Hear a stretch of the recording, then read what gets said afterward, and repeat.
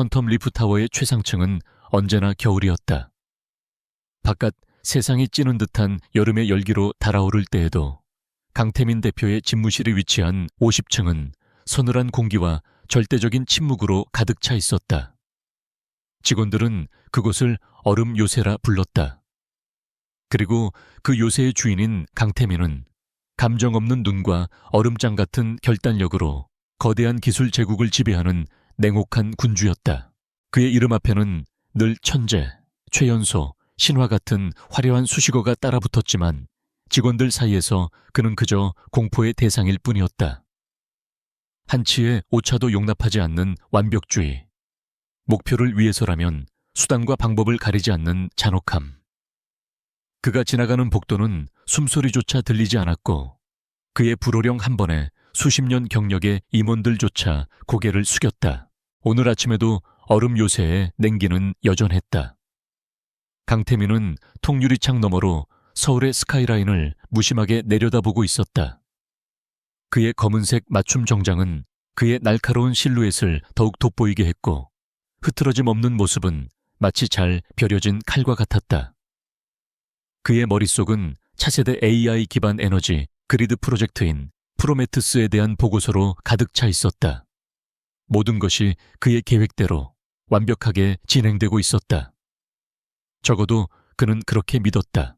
같은 시각 타워의 15층 재무분석팀에서는 아무도 예상치 못한 균열이 감지되고 있었다. 입사 6개월 차의 신입 분석가 한서연은 모니터 화면에서 눈을 떼지 못했다.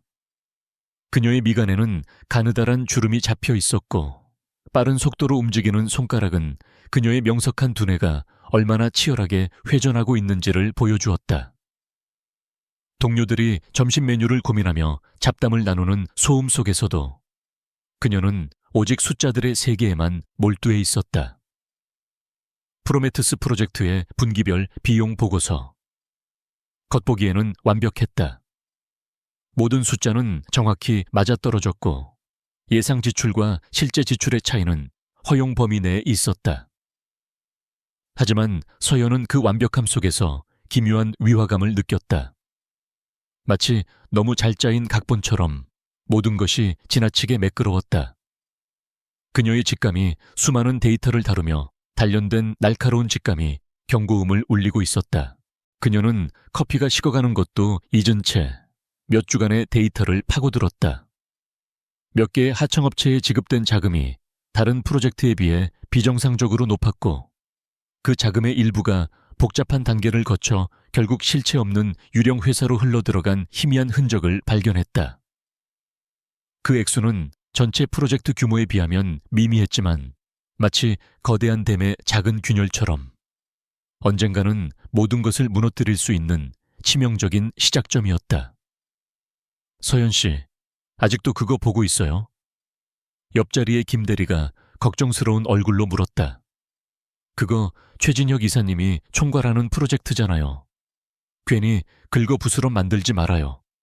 우린 그냥 위에서 시키는 대로 숫자만 맞추면 되는 사람들이라고요. 그의 목소리에는 진심 어린 충고와 함께 보이지 않는 권력에 대한 두려움이 섞여 있었다. 한서연은 잠시 모니터에서 눈을 뗐다. 그녀는 최진혁 이사가 이사회에서도 막강한 영향력을 가진 인물이라는 것을 잘 알고 있었다. 강태민 대표의 아버지 시절부터 회사에 몸담아온 원로이자 현재 대표의 가장 강력한 경쟁자 중 한 명. 신입사원이 감히 건드릴 수 있는 상대가 아니었다. 하지만 그녀의 눈에는 두려움보다 진실을 향한 강한 의지가 더 선명하게 담겨 있었다.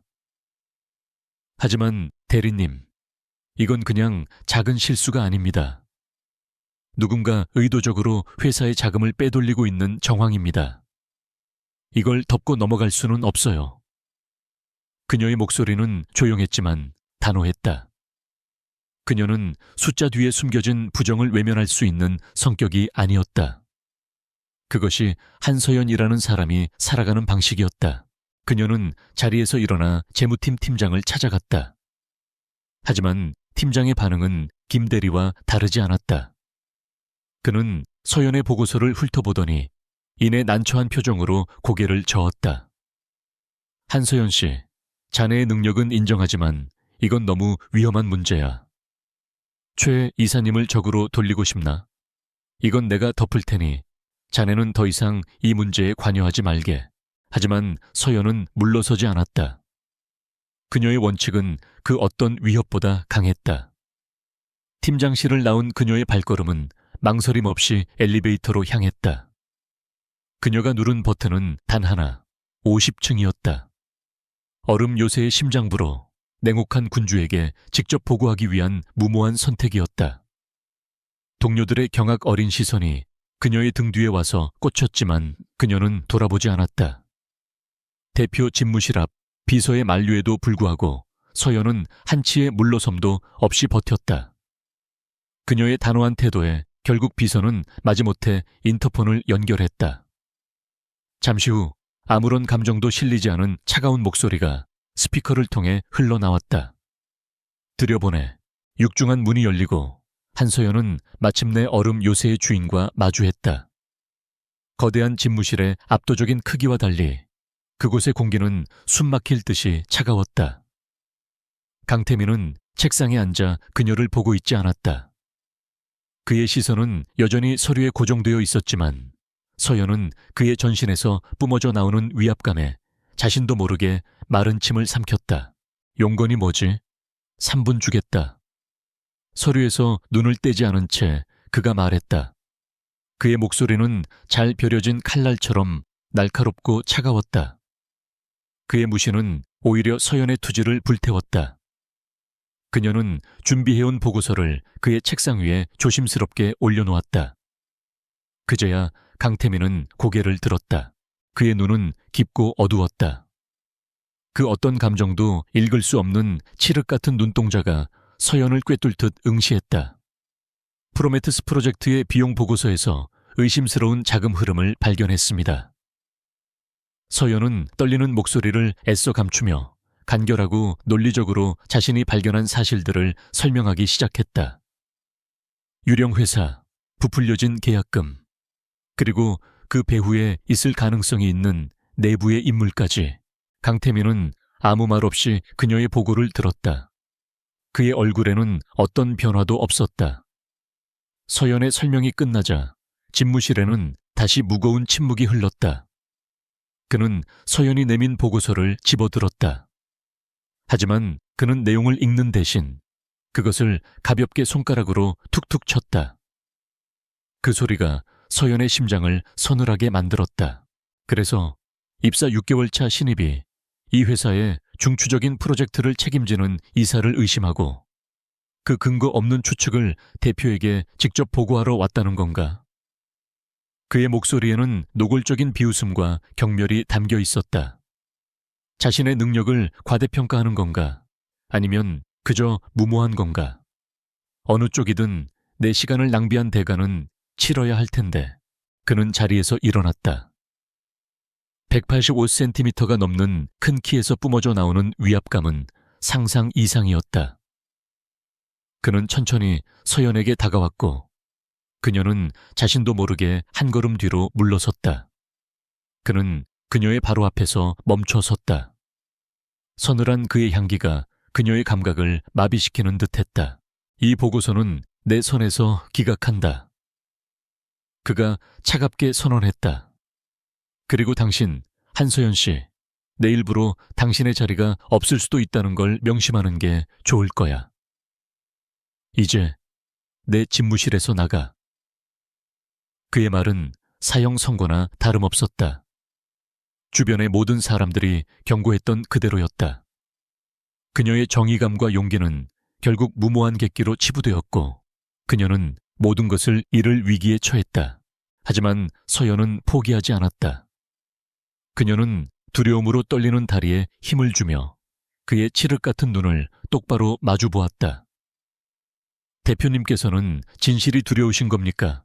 아니면 진실을 감당할 능력이 없으신 겁니까? 그녀의 목소리는 떨렸지만 그 안에는 부러지지 않는 심지가 있었다. 그 순간 강태민의 무표정한 얼굴에 처음으로 아주 미세한 균열이 생겼다. 그의 눈동자가 흥미롭다는 듯 혹은 경악했다는 듯 가늘어졌다. 한서연의 도발적인 질문이 얼음 같던 집무실의 공기를 갈랐다. 그 순간 강태민의 눈썹이 거의 알아차릴 수 없을 정도로 미세하게 꿈틀했다. 그의 굳건한 가면 아래에서 스쳐 지나간 것은 분노가 아니었다. 그것은 놀라움에 가까운 아주 희미한 호기심의 파동이었다. 그는 자신에게 감히 이런 식으로 도전한 사람을 본 적이 없었다. 특히나 갓 입사한 신입 사원에게서는 상상조차 해본 적 없는 일이었다. 그는 잠시 동안 아무 말 없이 그녀를 응시했다. 그 짧은 침묵 속에서 서연은 자신의 심장이 목구멍까지 뛰어오르는 것을 느꼈다. 모든 것이 끝났다고 생각했다. 하지만 그의 입에서 나온 말은 그녀의 예상을 완전히 빗나갔다. 보고서는 두고 가. 그리고 이제 나가봐. 그의 목소리는 여전히 차가웠지만 아까와 같은 노골적인 경멸은 사라져 있었다. 서연은 혼란스러운 표정으로 그에게 가볍게 고개를 숙이고 집무실을 나왔다. 문이 닫히는 순간까지도 그녀는 자신이 해고당하지 않았다는 사실을 믿을 수 없었다. 그녀가 사라진 후 강태민은 자신의 자리에 돌아와 앉았다. 그는 책상 위에 놓인 한서연의 보고서를 천천히 집어들었다. 그리고 이번에는 한 장 한 장 꼼꼼하게 읽어 내려가기 시작했다. 그의 눈빛은 아까보다 훨씬 더 깊고 진지해져 있었다. 다음 날 아침 한서연은 자신의 책상이 치워져 있을 것이라는 비장한 각오로 출근했다. 하지만 그녀의 자리에는 해고 통지서 대신 대표이사 직인이 찍힌 공식 인사 발령장이 놓여 있었다. 재무분석팀 한서연, 금일부로 프로메테스 프로젝트 특별감사 담당으로 임명함. 그 내용을 본 순간 재무분석팀 전체가 충격으로 술렁였다. 김 대리는 믿을 수 없다는 표정으로 그녀를 바라봤고 어제 그녀를 말렸던 팀장은 얼굴이 하얗게 질려 있었다. 이것은 단순한 업무 지시가 아니었다. 강태민 대표가 신입사원 한서연에게 칼을 쥐어주고 최진혁 이사의 심장부를 겨누라고 보낸 것이나 다름없었다. 이 소식은 곧장 최진혁 이사의 귀에도 들어갔다.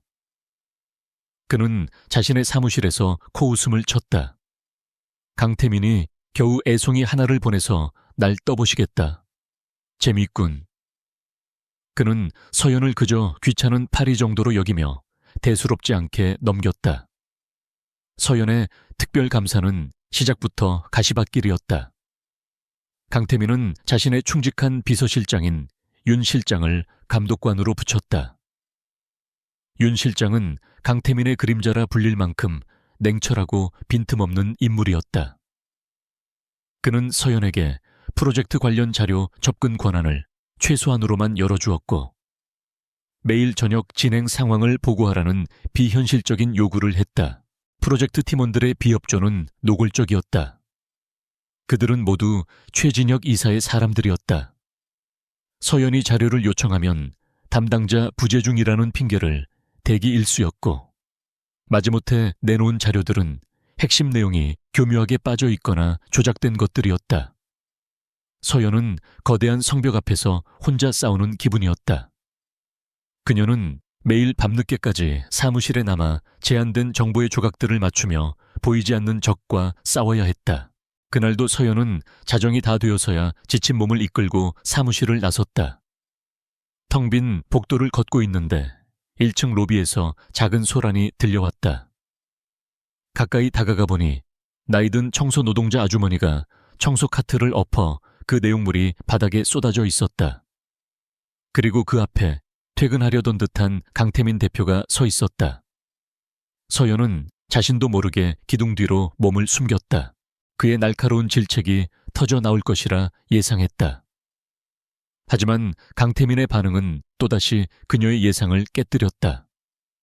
그는 화를 내는 대신 조용히 몸을 숙여 아주머니와 함께 바닥에 흩어진 청소 도구들을 줍기 시작했다. 괜찮으십니까, 어머님? 다친 데는 없으시고요. 그의 목소리는 낮고 차분했으며 그 안에는 의외의 따뜻함이 묻어 있었다. 아주머니는 어쩔 줄 몰라 하며 당황했다. 아이고, 대표님, 죄송합니다. 제가 늙어서 손에 힘이 없어서. 그녀가 변명하려 하자 강태민은 부드럽게 그녀의 말을 막았다. 아닙니다. 이 카트가 너무 낡고 무거워 보이는군요. 그는 마지막 물건까지 다 주어 카트에 담아준 뒤 옆에 있던 윤 실장에게 조용히 지시했다. 윤 실장, 내일 당장 미화팀 전체의 카트를 가볍고 튼튼한 신형으로 교체하도록 해. 그리고 박 여사님 아드님, 병원비는 회사 의료 지원으로 잘 처리되고 있는 건지 다시 한번 확인해보고 부족한 부분이 있다면 내 개인 자금으로 지원하도록. 그는 아주머니의 이름과 그녀 아들의 상황까지 정확히 알고 있었다. 강태민은 아주머니의 어깨를 가볍게 두드려준 뒤 아무 일도 없었다는 듯 자신의 차에 올랐다. 그 모든 광경을 기둥 뒤에서 지켜보던 서연은 그 자리에 얼어붙은 채 움직일 수 없었다.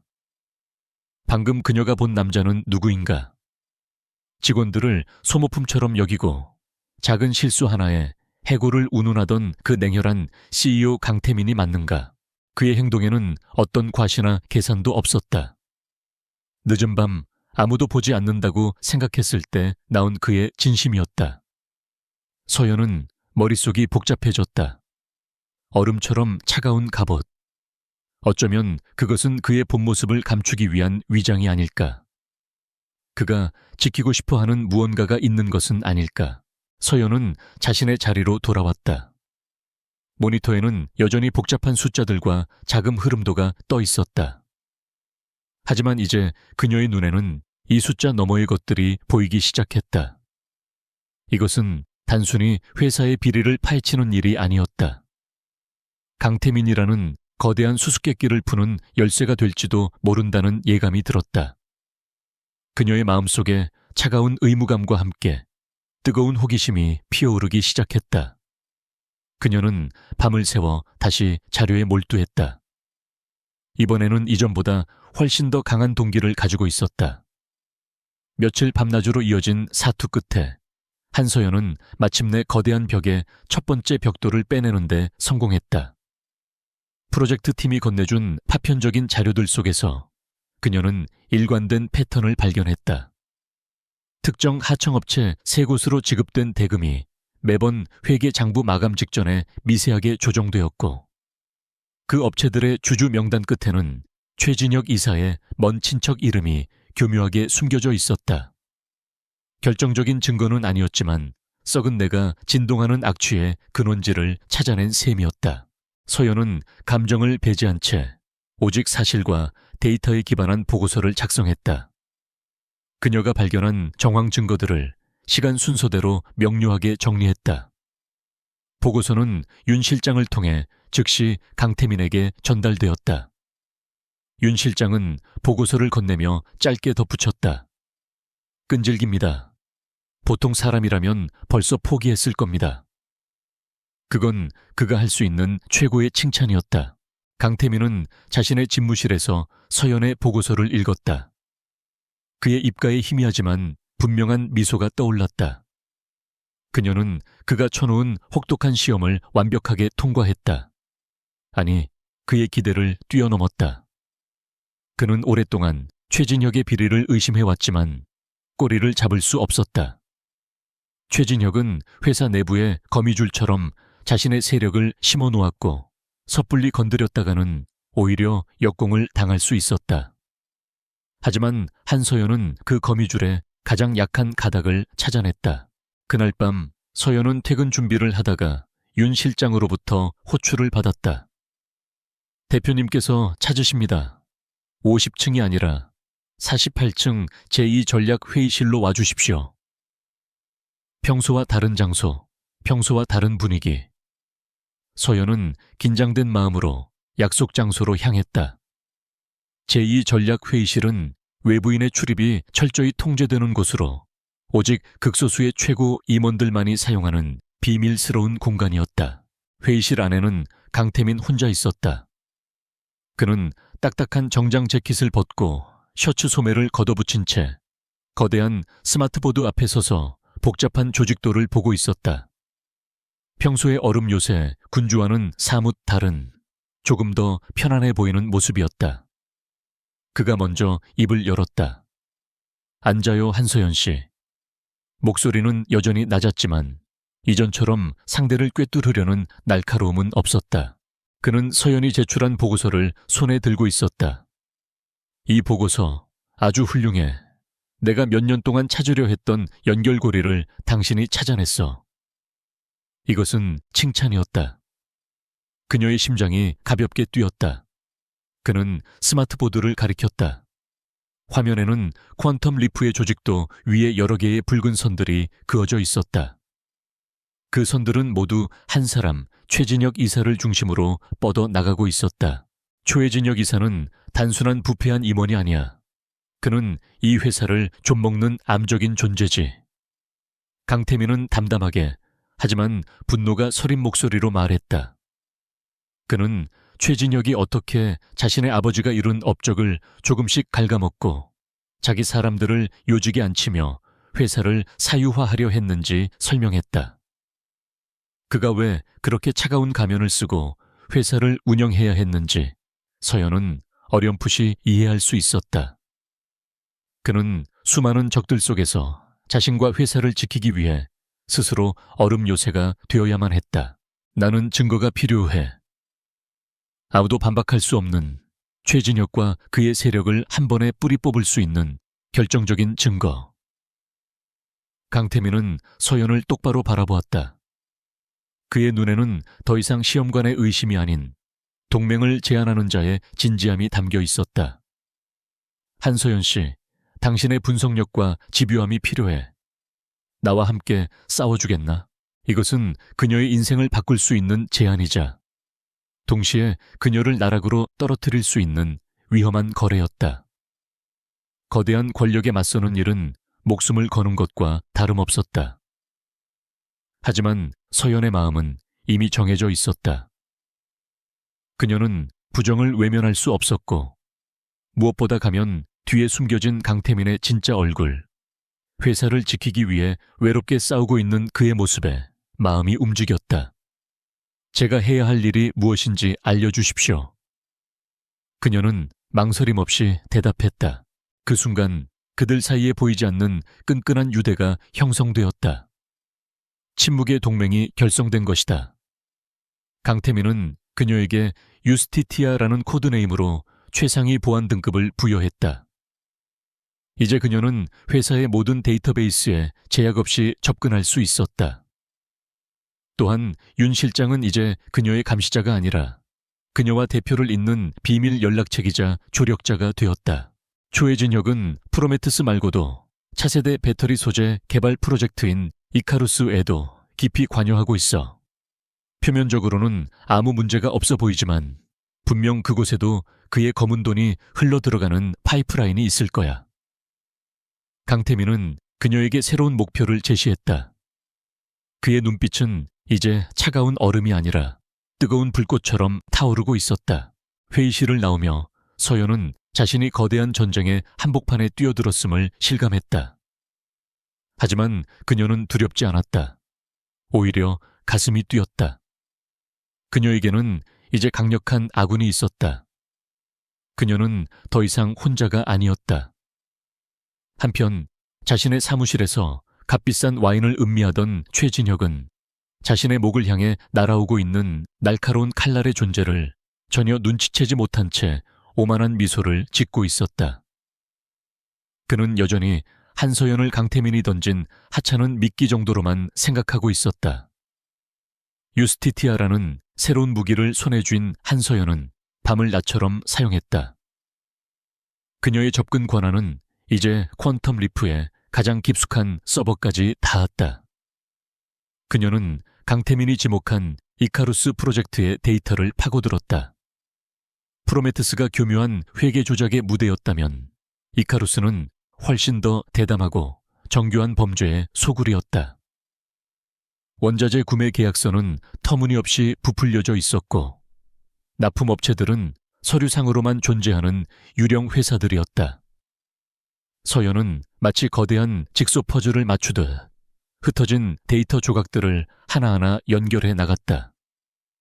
그녀의 활동은 극도로 은밀했지만 어둠 속에서는 가장 작은 움직임도 쉽게 포착되는 법이다. 이카루스 프로젝트의 보안을 담당하던 최진혁의 신복이 유스티티아라는 정체불명의 코드네임이 서버 핵심부에 반복적으로 접근하는 것을 발견하고 즉시 최진혁에게 보고했다. 정체불명의 접근이라고 최진혁은 처음에는 대수롭지 않게 여겼다. 하지만 보고를 듣는 그의 미간이 서서히 좁혀졌다. 그는 직감적으로 그 접근의 배후에 한서연과 강태민이 있다는 것을 알아차렸다. 그저 귀찮은 팔이라고 생각했던 신입사원이 이제는 그의 목덜미를 노리는 날카로운 비수가 되어 있었다. 그는 더 이상 좌시할 수 없다고 판단했다. 싹은 자라기 전에 잘라버려야 했다. 며칠 후 회사 전체가 발칵 뒤집히는 사건이 터졌다.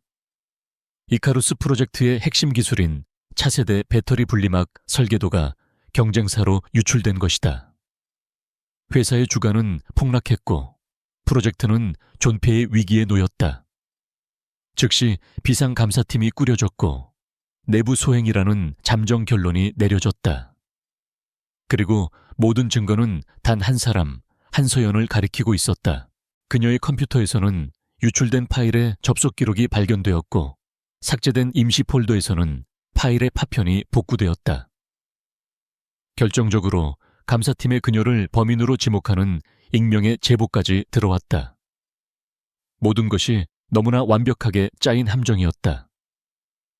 서연은 순식간에 회사의 기밀을 팔아넘긴 배신자로 낙인 찍혔고 징계위원회에 회부되었다. 사무실의 분위기는 싸늘하게 변했다. 어제까지 그녀의 능력을 칭찬하던 동료들은 그녀를 벌레 보듯 피했고 그녀의 자리 주변에는 보이지 않는 벽이 세워졌다. 서연은 거대한 음모 속에 철저히 고립되었다. 그녀는 자신의 결백을 주장했지만 교묘하게 조작된 디지털 증거 앞에서 그녀의 목소리는 힘을 잃었다. 그녀는 윤 실장을 통해 강태민에게 이 사실을 알렸지만 그로부터는 아무런 답이 없었다. 불안과 절망이 그녀를 덮쳐왔다. 징계위원회가 열리는 날, 서연은 텅 빈 눈으로 회의실에 앉아 있었다. 최진혁은 피해자이자 고발인의 자격으로 참석해 비통한 표정으로 회사의 손실을 역설하며 그녀에 대한 엄중한 처벌을 요구했다. 감사팀장은 그녀를 범인으로 확신하는 보고서를 읽어 내려갔다. 모든 것이 그녀에게 불리하게 돌아가고 있었다. 바로 그때 회의실의 육중한 문이 열리며 강태민이 들어섰다. 그의 등장은 회의실의 모든 공기를 얼어붙게 만들었다. 그는 예정에 없던 참석자였다. 최진혁의 얼굴에 찰나의 당혹감이 스쳐 지나갔다. 강태민은 아무 말 없이 서연의 옆자리에 앉았다. 그는 서연을 쳐다보지도 않았지만 그의 존재만으로도 그녀는 알 수 없는 안정감을 느꼈다. 그는 그녀를 버리지 않았다. 계속 진행하시죠. 강태민이 나직하게 말했다. 감사팀장이 떨리는 목소리로 보고를 마쳤다. 모든 발언이 끝나고 위원장이 서연에게 최후 변론을 물으려 할 때 강태민이 손을 들었다. 제가 몇 가지만 질문해도 되겠습니까? 그의 목소리에는 이의를 제기할 수 없는 권위가 실려 있었다. 그는 먼저 감사팀장을 향해 물었다. 파일이 외부로 유출된 정확한 시각이 언제입니까? 감사팀장은 어제 새벽 2시 37분입니다. 라고 대답했다. 강태민은 고개를 끄덕였다. 그렇군요. 그런데 공교롭게도 어제 새벽 2시부터 3시까지는 메인 서버 정기 점검 시간이었습니다. 한소연 씨의 유스티티아 계정은 최상위 등급이긴 하지만 서버 전체가 셧다운된 상태에서는 물리적으로 접속 자체가 불가능합니다. 이 사실을 확인해 보셨습니까? 회의실은 술렁이기 시작했다. 감사팀장의 얼굴은 하얗게 질렸다. 최진혁의 표정은 굳어졌다. 강태민의 공격은 여기서 멈추지 않았다. 그는 스크린에 자료 하나를 띄웠다. 더 흥미로운 사실이 있습니다. 우리 설계도를 입수했다는 경쟁사, 블루텍 에너지. 서류상으로는 유망한 스타트업이지만 자금 흐름을 추적해보니 이 회사의 실소유주는 최진혁 이사님의 처남이더군요. 이제 회의실은 충격으로 가득 찼다. 강태민은 서연을 변호하고 있는 것이 아니었다. 그는 이 사건을 훨씬 더 거대한 기업 스파이 행위로 판을 키우고 있었다. 누군가 한서연 씨에게 죄를 뒤집어 씌우고 동시에 자신과 연관된 유령 회사로 기밀을 빼돌려 이중으로 이득을 챙기려 한 것으로 보입니다. 위원회는 일개 직원의 실수 여부가 아니라 이 거대한 배임 행위의 배후를 조사해야 할 것입니다. 그의 논리정연하고 날카로운 방역에 최진혁은 아무런 대답도 하지 못했다. 그는 덫을 놓았지만 그 덫에 걸린 것은 자신이 아끼던 사냥개였다. 그는 강태민이 한서연을 이렇게까지 노골적으로 보호하고 심지어 역공의 무기로 사용할 것이라고는 상상하지 못했다. 그는 강태민을 그리고 한서연을 너무 얕보았다. 징계위원회는 서연에 대한 징계를 보류하고 사건을 전면 재조사하기로 결정했다. 회의실을 나오며 강태민과 최진혁의 시선이 허공에서 부딪혔다. 그곳에는 불꽃 튀는 저기와 함께 본격적인 전쟁의 시작을 알리는 무언의 선전포고가 담겨 있었다. 가면 뒤에 있던 두 남자의 싸움은 이제 수면 위로 드러나기 시작했다. 그리고 그 전쟁의 중심에는 이제 더 이상 약한 신입사원이 아닌 한서연이 서 있었다. 징계위원회 사건 이후 한서연을 향한 사내의 시선은 180도 달라졌다. 그녀는 더 이상 무모한 신입이 아니었다. 그녀는 대표의 카리자 방패였고 감히 누구도 함부로 건드릴 수 없는 존재가 되었다. 하지만 이런 변화가 그녀의 일을 더 쉽게 만들어주지는 않았다. 최진혁은 이제 그녀를 경계하며 자신의 흔적을 더욱 교묘하게 지우기 시작했다. 수면 위에서는 평온했지만 물밑에서는 더욱 치열한 정보전쟁이 벌어지고 있었다. 서연은 접근 방식을 바꾸기로 했다. 현재의 프로젝트에서 증거를 찾는 대신 최진혁의 과거 행적을 파고들어 그의 비리 패턴을 분석하기로 했다. 그녀는 유스티티아 권한을 이용해 수십 년치의 회사 자료가 보관된 디지털 아카이브 가장 깊은 곳으로 들어갔다. 그러던 중 그녀는 우연히 거의 모든 데이터가 삭제되고 접근이 제한된 낡은 프로젝트 파일 하나를 발견했다. 프로젝트 헬리오스.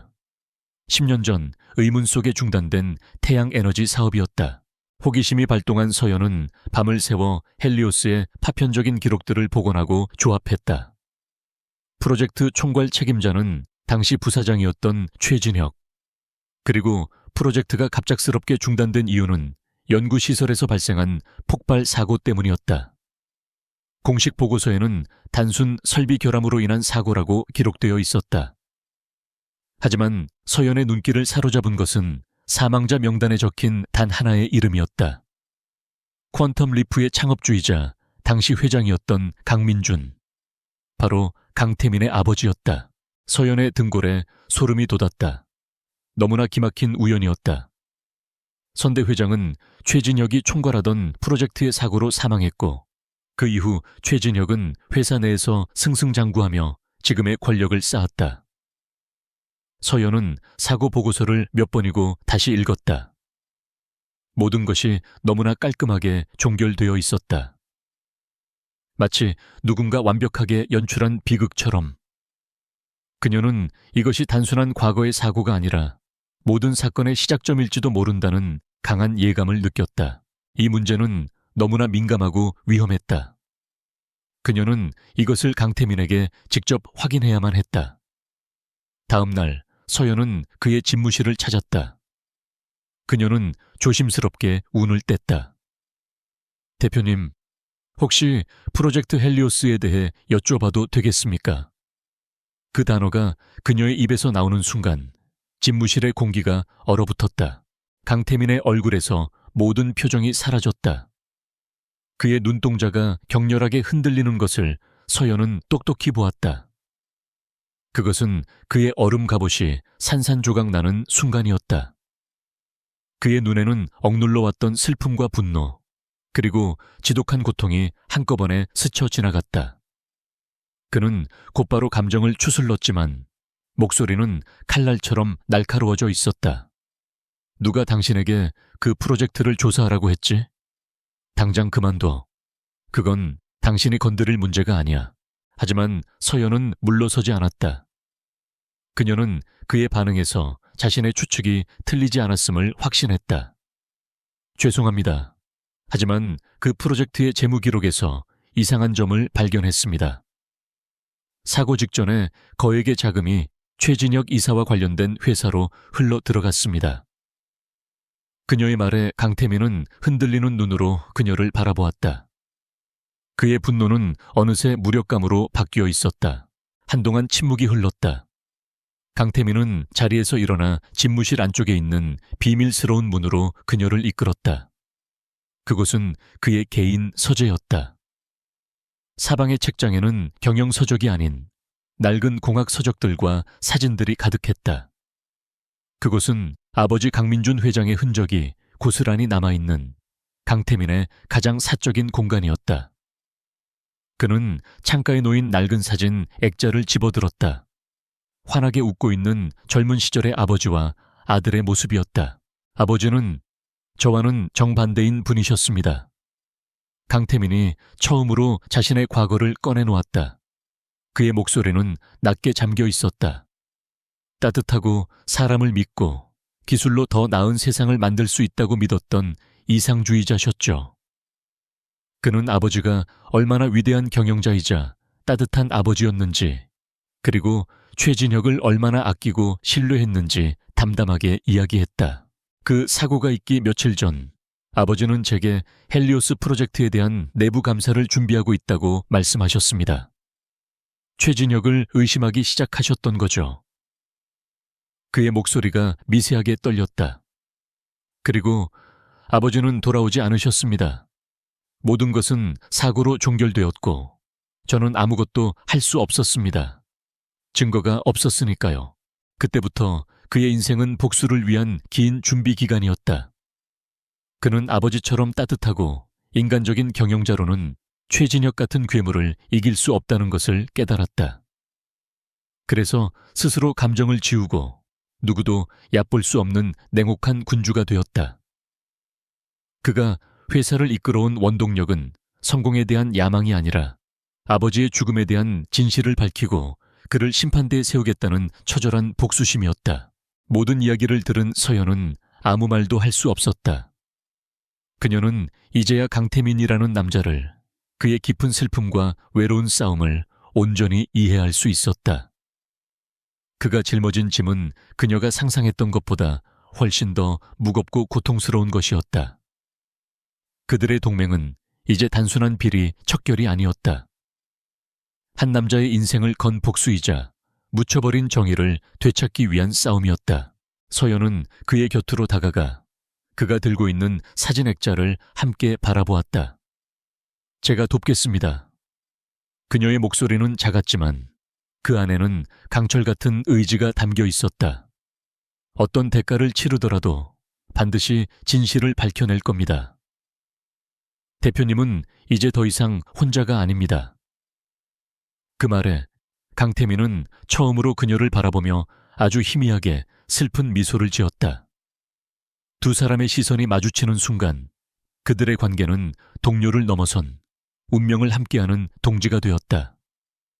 강태민의 고백 이후 그와 한서연 사이에는 미묘한 변화의 기류가 흘렀다. 늦은 밤 전략을 논의하기 위해 마주 앉은 두 사람 사이에 더 이상 차가운 벽은 존재하지 않았다. 강태민은 가끔씩 서연 앞에서 무장해제된 모습을 보였다. 지친 기색을 감추지 못하거나 아버지와의 추억을 떠올리며 희미하게 미소 짓기도 했다. 서연은 그의 그런 모습을 볼 때마다 자신이 지켜야 할 것이 비단 회사의 정의뿐만이 아니라는 것을 깨달았다. 하지만 그들이 감정적으로 가까워질수록 외부의 위협은 더욱 거세게 그들을 옥죄어 왔다. 최진혁은 더 이상 수비적인 자세를 취하지 않았다. 그는 강태민과 한서연이 자신의 과거, 특히 헬리오스 프로젝트를 파고들고 있다는 것을 직감했다. 그는 자신이 가진 모든 카드를 동원해 선제 공격에 나섰다. 수십 년간 쌓아 올린 부와 인맥, 그 거대한 악의 네트워크가 마침내 움직이기 시작했다. 첫 번째 공격은 주식시장에서 시작되었다. 최진혁과 결탁한 사모펀드가 퀀텀 리프를 상대로 대대적인 공매도를 시작했다. 동시에 그가 매수해둔 언론사들을 통해 악의적인 기사들이 쏟아져 나왔다.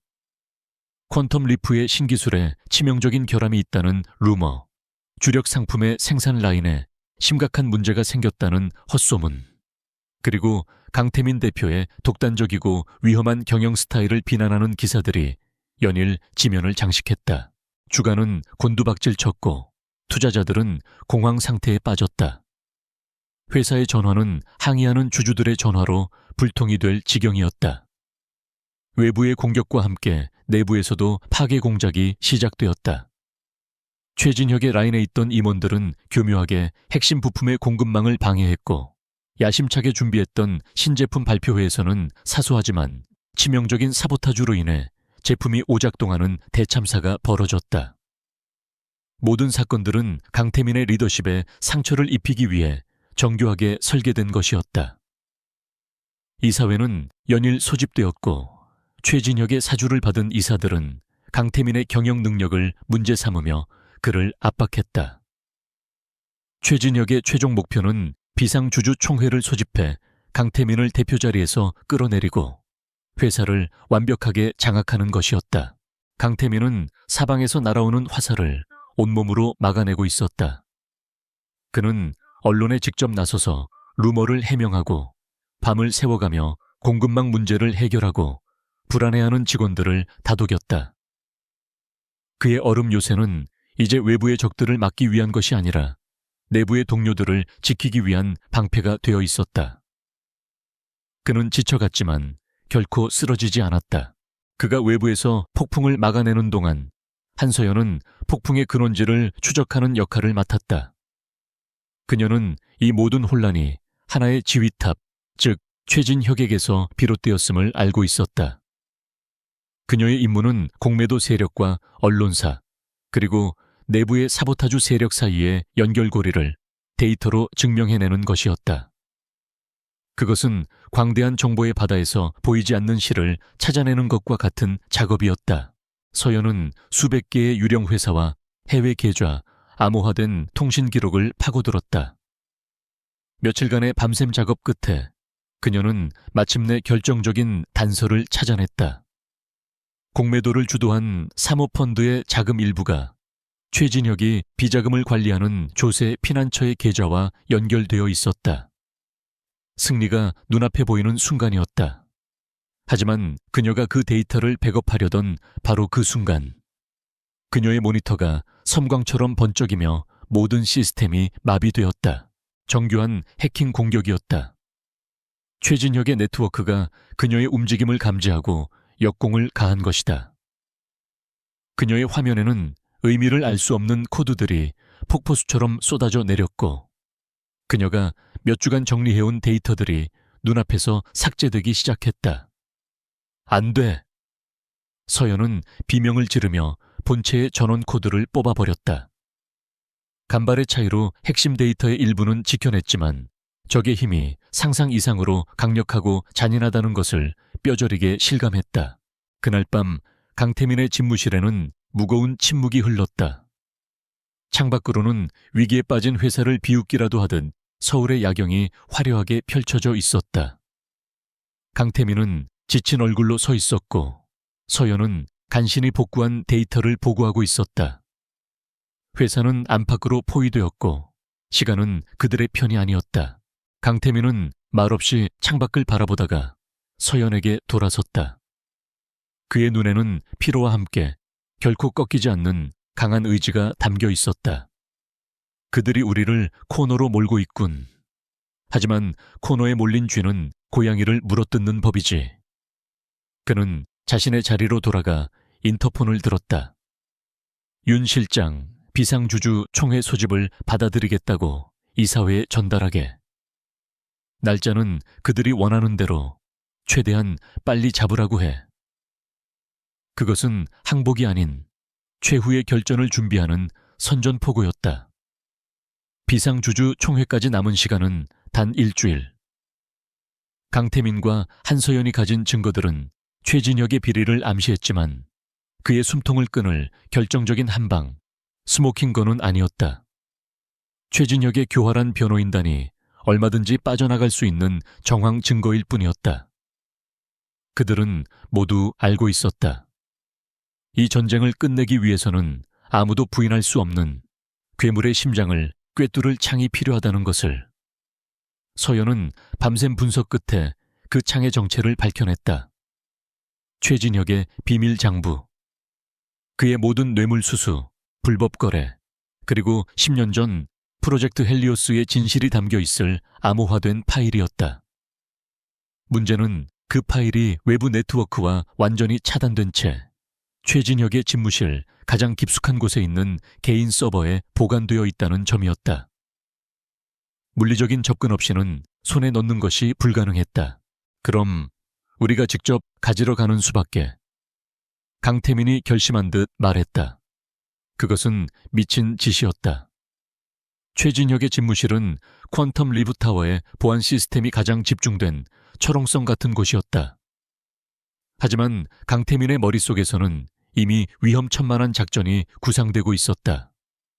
이것은 그의 모든 것을 건 일생일대의 도박이었다. 작전명은 트로이의 목마, D3, 주주총회 사흘 전. 강태민은 회사의 R&D 센터에서 긴급 임원회의를 소집했다. 신기술 개발에 대한 중대한 결함이 발견되었다는 것이 명분이었다.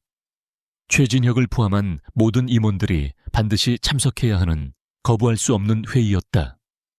R&D 센터는 본사 타워에서 차로 1시간 이상 떨어진 곳에 있었다.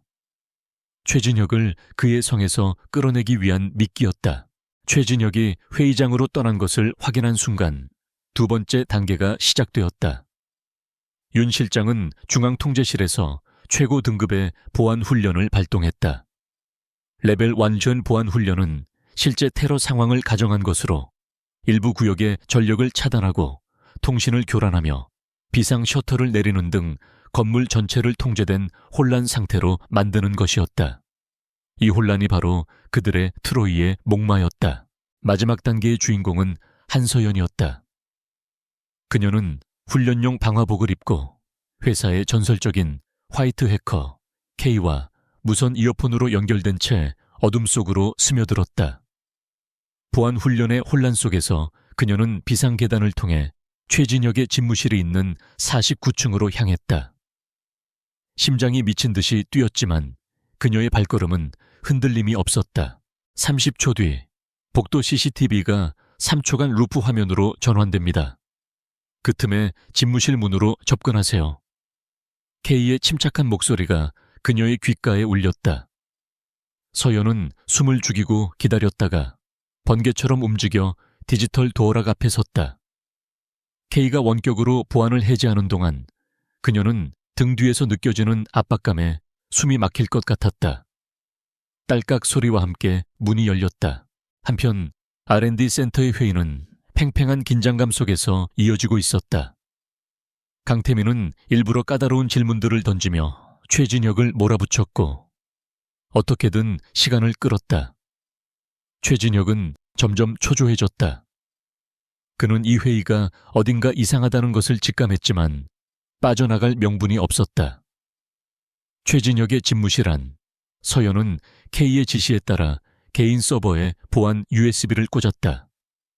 화면에 암호화된 장부 파일이 나타났다. 다운로드를 시작합니다. 예상 소요시간 3분. 그 3분은 그녀에게 3년처럼 느껴졌다. 다운로드 막대가 느릿느릿 움직이는 동안 그녀는 언제 보안 요원이 들이닥칠지 모른다는 공포와 싸워야 했다. 마침내 다운로드가 완료되었다. 서연은 USB를 뽑아 주머니 깊숙이 넣고 자신이 들어왔던 흔적을 모두 지웠다. 그녀가 집무실을 빠져나와 비상계단으로 사라진 직후 보안 훈련이 종료되고 건물의 모든 시스템이 정상으로 돌아왔다. 작전은 성공했다.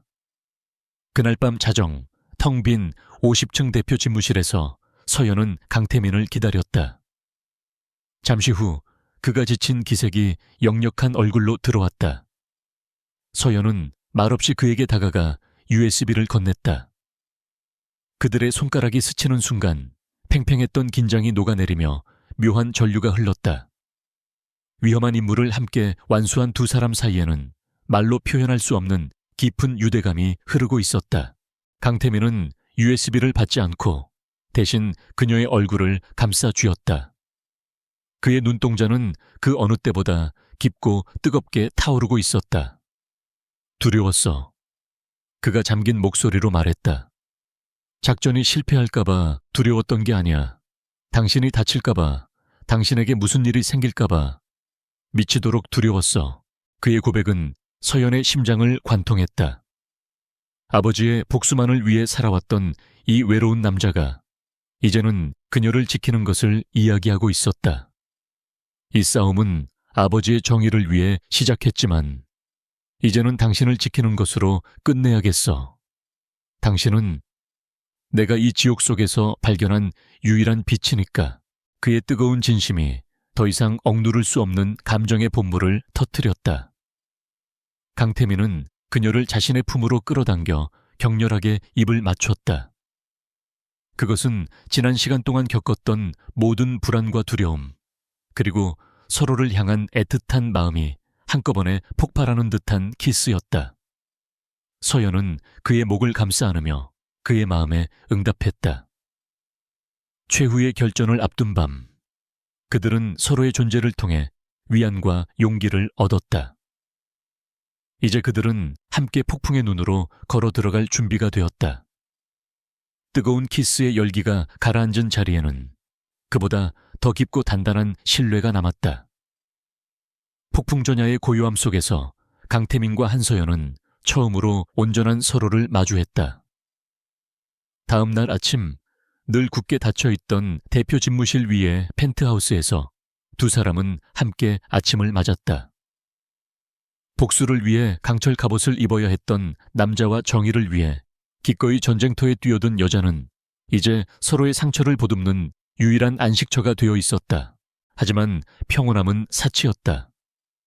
그들의 손에는 최후의 전쟁을 승리로 이끌어야 할 무기, 최진혁의 비밀 장부가 담긴 USB가 들려 있었다. 그들은 회사의 가장 안전한 보안실로 화이트 해커 K를 불렀다. K는 강태민이 오래전부터 비밀리에 지원해온 천재적인 인물로 그의 충성심은 의심할 여지가 없었다. 이제 마지막 퍼즐을 맞출 시간이었다. 2중, 3중으로 암호화되어 있습니다. 마치 지뢰밭 같군요. 하나라도 잘못 건드리면 모든 데이터가 영구적으로 파괴될 겁니다. K가 화면에 떠 있는 복잡한 코드들을 보며 말했다. 그의 손가락이 키보드 위에서 춤을 추기 시작했다. 시간은 더디게 흘러갔고 보안실 안에는 오직 키보드 소리와 세 사람의 긴장된 숨소리만이 가득했다. 몇 시간의 사투 끝에 마침내 마지막 암호화 알고리즘이 무너졌다. 화면에 복호화 완료라는 메시지가 뜨는 순간 세 사람은 동시에 안도의 한숨을 내쉬었다. 그리고 마침내 최진혁의 추악한 제국이 그 모습을 드러냈다. 장부의 내용은 그들의 상상을 초월했다.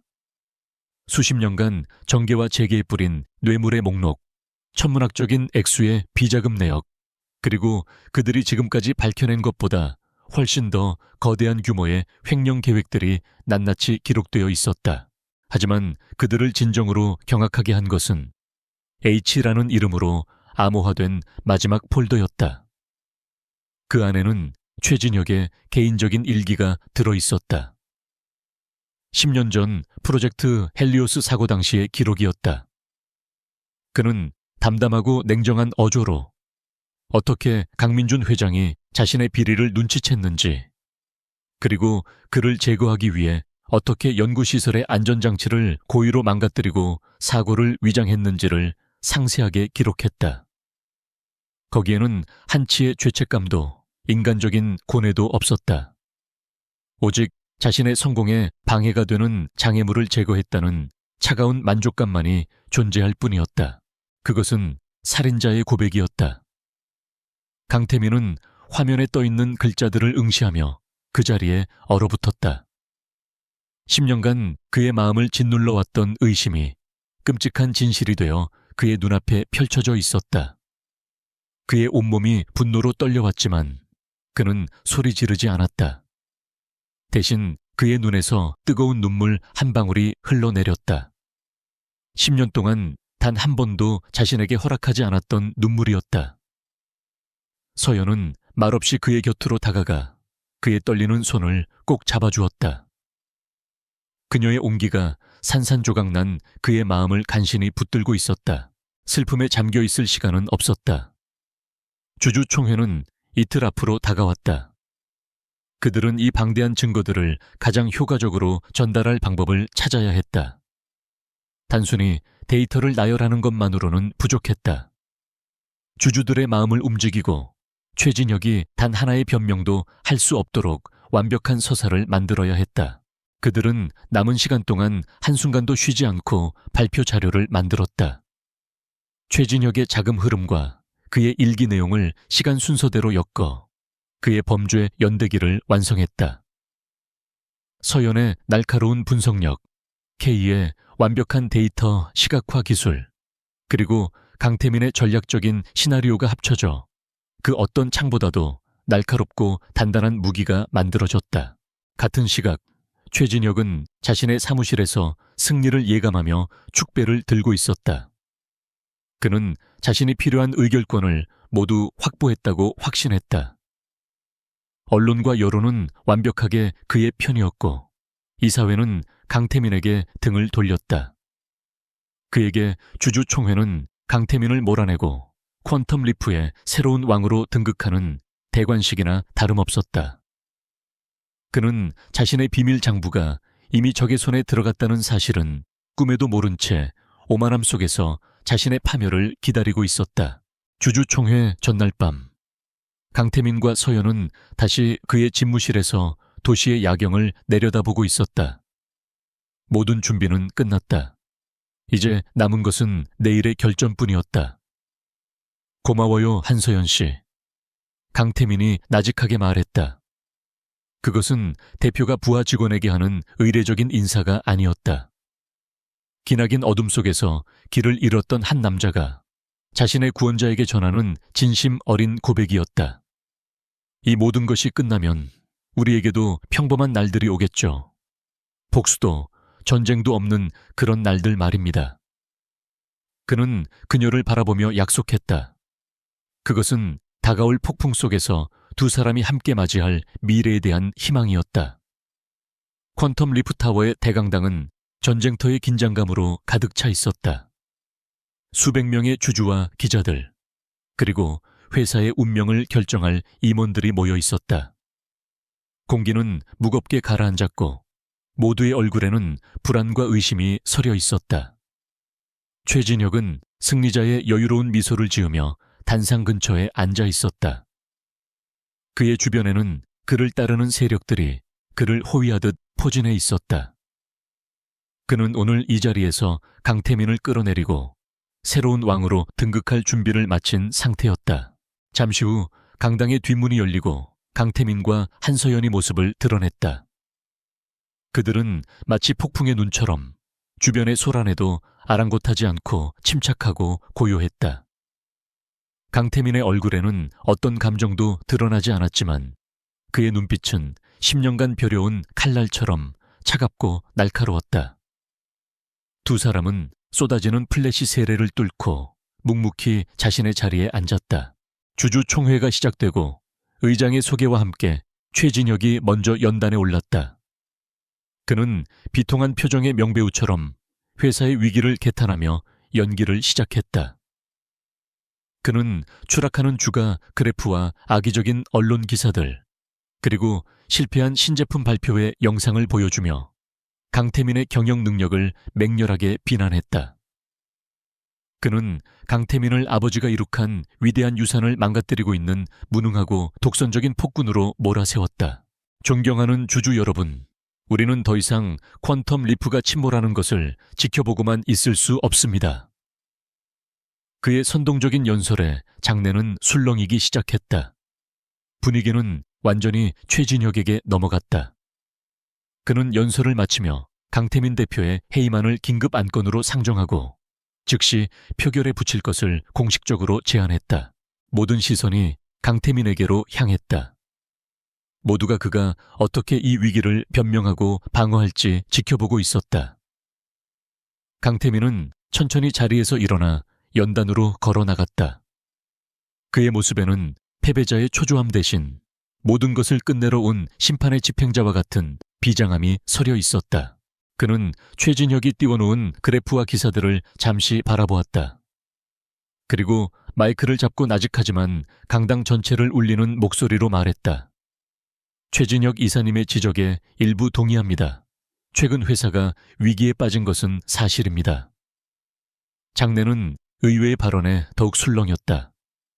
하지만 여러분께서 제 자격을 논하기에 앞서 먼저 이 위기가 어디서부터 시작되었는지 그 진짜 원인을 아셔야만 할 것 같습니다. 그의 말과 함께 등 뒤에 거대한 스크린이 바뀌었다. 화면에는 복잡한 자금 흐름도가 나타났다. 이것은 지난 몇 주간 우리 회사의 주식을 상대로 공매도를 주도한 세력의 자금 흐름입니다.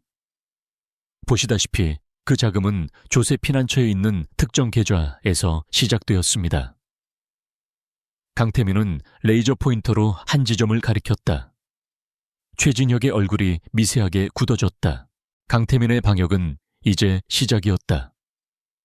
그는 스크린을 넘기며 그 계좌가 어떻게 악성 루머를 퍼뜨린 언론사들에게 자금을 지원했는지, 그리고 그 돈의 일부가 어떻게 퀀텀 리프 내부의 임원들에게 흘러 들어갔는지를 데이터로 증명해 보였다. 프로메테스와 이카루스 프로젝트에 부풀려진 계약서와 유령 회사들의 명단이 화면에 떠오르자 최진혁의 편에 섰던 임원들의 얼굴이 하얗게 질리기 시작했다. 하지만 이 부패의 역사는 단순히 돈 문제로 끝나지 않습니다. 강태민의 목소리가 얼음처럼 차가워졌다. 스크린에는 그의 아버지 강민준 회장의 젊은 시절 사진이 나타났다. 이 모든 것은 10년 전 한 비극적인 사고로부터 시작되었습니다. 그는 프로젝트 헬리오스를 언급했다. 그 단어가 나오는 순간 최진혁은 자리에서 벌떡 일어날 뻔했다. 최진혁 이사님은 당시 사고가 단순한 설비 결함이었다고 주장해 오셨습니다. 하지만 여기 그분의 개인적인 기록이 있습니다. 강태민의 말과 함께 스크린에는 최진혁의 비밀장부에 있던 일기의 내용이 타이핑되기 시작했다. 강민준이 내 꼬리를 잡았다. 더 이상 미룰 수 없다. 사고는 완벽해야만 한다. 그의 추악한 살인 계획과 범행 후의 소회가 강당의 모든 사람들 앞에서 낱낱이 공개되었다. 이건 거짓말이야. 조작된 증거라고. 최진혁은 이성을 잃고 고함을 질렀다. 하지만 그의 발악은 거대한 진실의 파도 앞에서 모래성처럼 무너져 내렸다. 강당은 아수라장이 되었다. 주주들의 분노와 기자들의 카메라 플래시, 배신자들의 공포가 한데 뒤엉켰다. 강태민은 소란 속에서 조용히 최진혁을 응시했다. 그의 눈에는 승리감 대신 10년간 묵혀온 깊은 증오와 슬픔이 담겨 있었다. 당신은 내게서 모든 것을 빼앗아갔지. 강태민이 마이크를 통해 말했다. 그의 목소리는 낮았지만 그 어떤 고함보다도 강력하게 최진혁의 심장을 찔렀다. 오늘 나는 그 모든 것을 되찾을 것이다. 바로 그 순간 강당의 모든 문이 동시에 열리며 검사와 수사관들이 들이닥쳤다. 그들은 혼란을 뚫고 똑바로 걸어와 멍하니 서 있는 최진혁과 화면에 이름이 거론된 그의 공범들 앞에 섰다. 최진혁 씨, 살인 및 업무상 횡령, 배임, 주가 조작 혐의로 당신을 체포합니다. 수사관이 차가운 목소리로 말하며 그의 손에 수갑을 채웠다. 모든 것이 끝났다. 한때 퀀텀 리프의 2인자였던 남자는 모든 것을 잃고 초라한 범죄자가 되어 수많은 카메라 앞에서 끌려나갔다. 강태민은 연단 위에서 그 모습을 끝까지 지켜보았다. 마침내 아버지의 정의가 실현되는 순간이었다. 서연이 조용히 그의 곁으로 다가와 그의 손 위에 자신의 손을 포겠다. 길고 길었던 폭풍이 마침내 멎었다. 최진혁이 수갑을 찬 채 끌려나간 후 대강당에는 잠시 동안의 오글루시립의 침묵이 흘렀다. 그 침묵을 깬 것은 한 주주의 박수 소리였다. 그 박수는 곧 강당 전체로 퍼져나가 우레와 같은 함성이 되어 강태민에게 쏟아졌다. 그는 더 이상 무능한 2세 경영인이 아니었다. 거대한 악으로부터 회사를 지켜낸 영웅이었다. 그날 퀀텀 리프의 주가는 잠시 거래가 정지된 후 역사상 유례없는 폭등을 기록하며 새로운 시대의 시작을 알렸다. 그 후 몇 주 동안 강태민과 한서연은 눈코뜰 새 없이 바빴다. 최진혁의 거미줄처럼 얽혀있던 부패의 네트워크를 해체하는 작업은 거대한 수술과도 같았다. 수십 명의 임직원들이 검찰에 소환되거나 해고되었고 회사의 조직은 뿌리부터 새롭게 재편되었다. 강태민은 한서연을 자신의 직속 미래전략 기획실장으로 임명하고 모든 개혁 과정에 핵심적인 역할을 맡겼다. 그녀는 이제 그의 비밀스러운 칼이 아닌 가장 신뢰받는 공식적인 파트너였다. 고통스러운 과정이었지만 썩은 부위를 도려내자 퀀텀 리프는 놀라운 속도로 건강을 되찾았다. 무엇보다 가장 큰 변화는 강태민 자신에게서 일어났다. 10년간 그를 짓눌렀던 복수라는 굴레에서 벗어난 그는 더 이상 스스로를 얼음 요새 안에 가둘 필요가 없었다.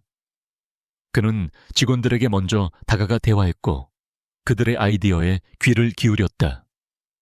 그의 얼굴에서는 냉소적인 미소 대신 따뜻한 웃음이 피어났고 그의 눈에는 더 이상 차가운 경멸이 아닌 미래에 대한 뜨거운 열정이 담겨 있었다. 직원들은 두려움이 아닌 진심 어린 존경심으로 그를 따르기 시작했다. 강태민은 아버지가 꿈꿨던 회사, 기술로 사람을 이롭게 하고 모든 구성원이 자부심을 느끼는 그런 회사를 만들어가고 있었다. 그는 아버지의 아들이라는 그림자에서 벗어나 자신만의 방식으로 아버지를 뛰어넘고 있었다. 전쟁 같던 시간이 지나고 마침내 그들에게도 평범한 일상이 찾아왔다. 강태민과 서연의 관계는 이제 퀀텀 리프의 모든 직원들이 아는 공식적인 사실이 되었다. 그들은 더 이상 어두운 회의실에서 비밀스럽게 만날 필요가 없었다. 퇴근 후 함께 장을 보고 주말에는 평범한 연인들처럼 영화를 보며 시간을 보냈다. 강태민은 서연 앞에서 평범한 한 남자가 되었다. 그는 서툴지만 정성껏 그녀를 위해 요리를 했고 피곤해하는 그녀를 위해 말없이 커피를 가져다 주었다. 한때 세상을 다 가진 듯 거만했던 CEO는 이제 사랑하는 여자의 작은 미소 하나에 세상을 다 가진 듯 행복해하는 남자가 되어 있었다. 그의 사랑은 처음처럼 미칠 듯이 뜨거웠지만 이제는 그녀의 삶을 따뜻하게 감싸주는 온기가 되어 있었다. 몇 달 후 최진혁과 그의 공범들에 대한 재판 결과가 나왔다. 최진혁은 살인교사를 포함한 모든 혐의가 인정되어 무기징역을 선고받았다. 법의 심판이 내려진 그날 오후 강태민은 서연의 손을 잡고 아버지가 잠들어 계신 곳을 찾았다. 그는 아버지의 묘비 앞에 국화꽃 한 다발을 내려놓았다. 아버지, 이제 다 끝났습니다. 그의 목소리는 더 이상 슬픔에 잠겨 있지 않았다. 편히 쉬세요. 아버지가 자랑스러워할 만한 회사를, 그리고 제가 사랑하는 사람과 함께 행복한 인생을 만들어 가겠습니다. 그는 곁에 선 서연의 손을 더욱 힘주어 잡았다. 서연은 그의 어깨에 조용히 머리를 기댔다. 과거의 상처는 이제 아물었고 그 자리에는 새로운 희망이 자라나고 있었다. 그리고 1년의 시간이 흘렀다.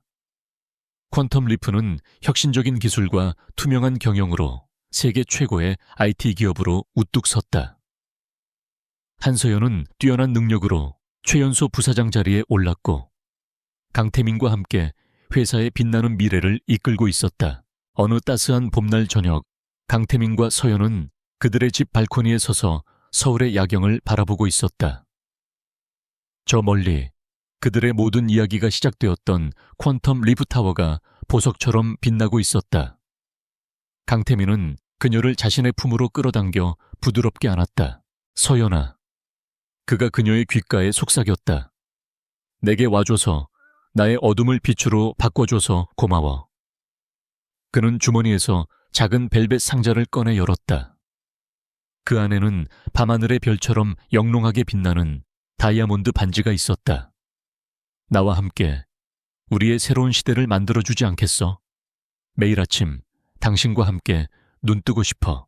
그의 프로포즈에는 화려한 수식어도 거창한 약속도 없었다. 하지만 그 어떤 말보다도 깊은 진심이 담겨 있었다. 서연의 눈에 행복의 눈물이 고였다. 그녀는 고개를 끄덕이며 활짝 웃었다. 네, 그럴게요. 강태민은 그녀의 네 번째 손가락에 반지를 끼워주고 그녀의 입술에 부드럽게 입을 맞췄다. 겉보기에는 거칠고 거만해 보였던 한 남자. 하지만 그 속에는 완벽한 사랑이 숨어 있었고 그 사랑은 한 여자를 만나 마침내 세상을 밝혔다. 그들의 이야기는 이제 막 시작되고 있었다.